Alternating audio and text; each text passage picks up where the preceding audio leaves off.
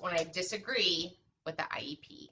So if we haven't met, I'm Karen Mayer Cunningham, special education boss, helping families navigate and negotiate the IEP 504 process. And we're talking about complaint dispute options. And this one, we're going to talk about mediation. It's one of my favorite tools to resolve issues between parents and school districts. Mediation is a voluntary process that brings people together to resolve their disagreements. A mediator helps participate and to communicate with both parties so that everyone has an opportunity to express their concerns and offer solutions. So many times in an IEP meeting, you're not heard. You don't get to express your position. You don't get to tell the whole story. So I really love this process for resolving disputes. Here's what you need to know. It's voluntary. So it's not, you can't make them come to mediation and they can't make you come to mediation. Both parties must agree to participate in order for mediation to happen. Participants may leave mediation at any time. They could just say, we're out. So you should know that. And it can also take the entire day. Mediation discussions are confidential. What is said in mediation cannot be used as evidence in a due process hearing or lawsuit. Not only that are they confidential, they are sealed. So when you leave mediation, you could say one of two things. We settled, we didn't settle. Those components that happen in mediation and negotiating give both parties liberty to make movements to resolve differences. So you should know that. I had a family one time who almost didn't settle at mediation because they didn't want to take down one of their Facebook posts. The mediator does not make decisions. The parent and the school district must agree to any decisions made. So they're going to be a certified mediator in most states. They're attorneys. They're often also hearing officers. The focus of mediation is to resolve disagreements and work towards a solution that satisfies all parties. You're probably going to have to meet in the middle. You're probably not going to get everything that you want. And the goal is the goal is one thing, finding a solution that meets the educational needs of the child. It really can give you an opportunity to talk to somebody else in the district.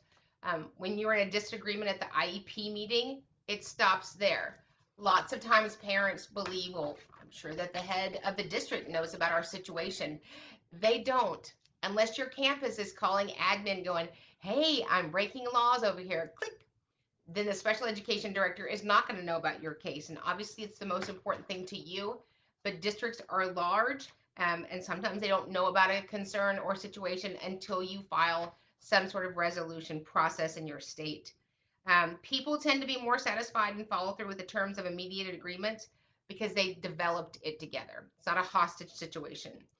Disagreements can be resolved quickly. Mediation focuses on creating a plan for the future. Mediation can sometimes be emotional, tiring, and frustrating process. I always tell my clients, bring snacks, lots of snacks, and a newspaper and your laptop because we're going to be in here for a while. Parents and educators may feel at disadvantage if they don't take time to prepare for the mediation. Some complex situations may require more than one mediated settlement. There are no guarantees that mediation will lead to a written agreement. And here's what happens at the end of mediation. Hopefully you're going to settle. You will agree to components and it will lay that out. It's between the parent and the special education director or somebody very high up in the district. The advocate's not on it. The PE teacher's not on it. So the components that you agreed to provide relief will be listed there.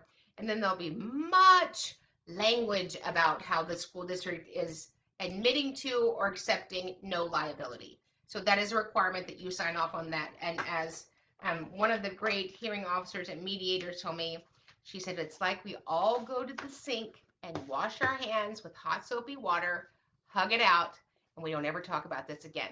Once you get a settlement, whatever dispute process you use, we don't reopen that again.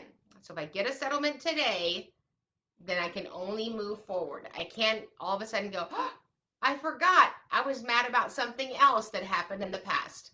So that's a great process to use for resolving differences. It's one of the most underused processes in the state. There's no cost to you.